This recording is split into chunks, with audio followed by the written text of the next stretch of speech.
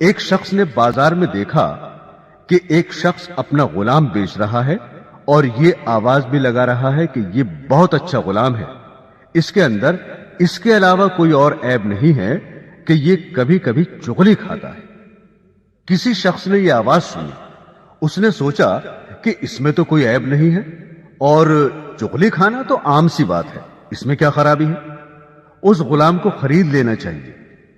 چنانچہ اس نے سودا کر کے وہ غلام خرید لیا اور اپنے گھر لے آیا۔ کچھ عرصے تک تو وہ غلام ٹھیک ٹھاک کام کرتا رہا۔ اس کے بعد اس نے اپنا رنگ دکھانا شروع کیا۔ چونکہ چغل خوری کے اندر وہ ماہر تھا، اس لیے اس نے چغل خوری کے اندر اپنا کرتب دکھلایا اور سب سے پہلے وہ اپنی مالکہ کے پاس گیا اور اس سے جا کر کہا کہ آپ کے شوہر جو میرے آقا ہیں وہ کسی اور عورت سے تعلق رکھتے ہیں اور اس کے پاس آتے جاتے ہیں، اور عنقریب وہ آپ کو چھوڑ کر اس سے شادی کر لیں گے، اور میں آپ کی خیر خواہی کے لیے بتا رہا ہوں، کسی اور کو مت بتانا۔ یہ باتیں سن کر وہ بیوی بہت گھبرائی اور پریشان ہوئی۔ پھر خود غلام ہی نے اس کی پریشانی کا علاج بتایا کہ مجھے ایک ترکیب آتی ہے، تم اس پر عمل کر لو۔ وہ یہ کہ جب تمہارے شوہر سو جائیں تو تم اس طرح سے ان کی داڑھی کے ایک دو بال کاٹ کر اپنے پاس رکھ لینا، پھر دیکھنا کیا ہوتا ہے، پھر وہ ہمیشہ تمہارے ہو کر رہیں گے، کبھی دوسری عورت کی طرف نظر نہیں اٹھائیں گے۔ عورت نے جواب دیا کہ یہ کیا مشکل کام ہے، یہ تو میں آج ہی کر لوں گی، خدا نہ خواستہ کل کو کچھ اور ہو گیا تو کیا ہوگا۔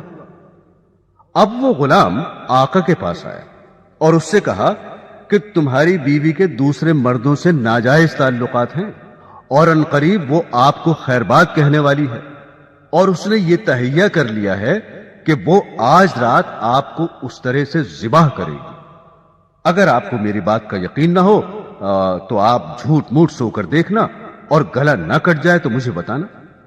چنانچہ وہ آقا جا کر جھوٹ موٹ سو گیا، اور ادھر بیوی اس انتظار میں تھی کہ کب ان کی آنکھ لگے تو میں اپنا کام کروں۔ میاں کو نیند کہاں آتی، اس لیے اس نے مصنوعی خراٹے لینا شروع کر دیے۔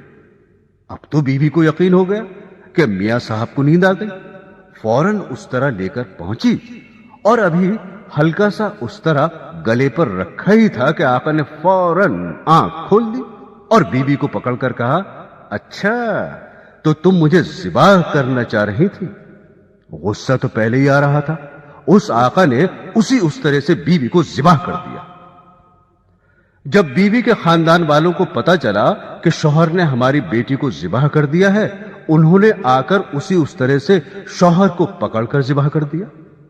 اب شوہر کے خاندان والے بھی آ گئے اور دونوں خاندانوں میں خوب جھگڑا ہوا اور 20 لاشیں گر گئیں۔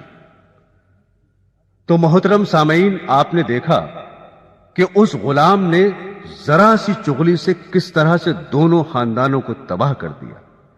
اسی لیے اس چغلی کو شریعت نے حرام قرار دیا ہے۔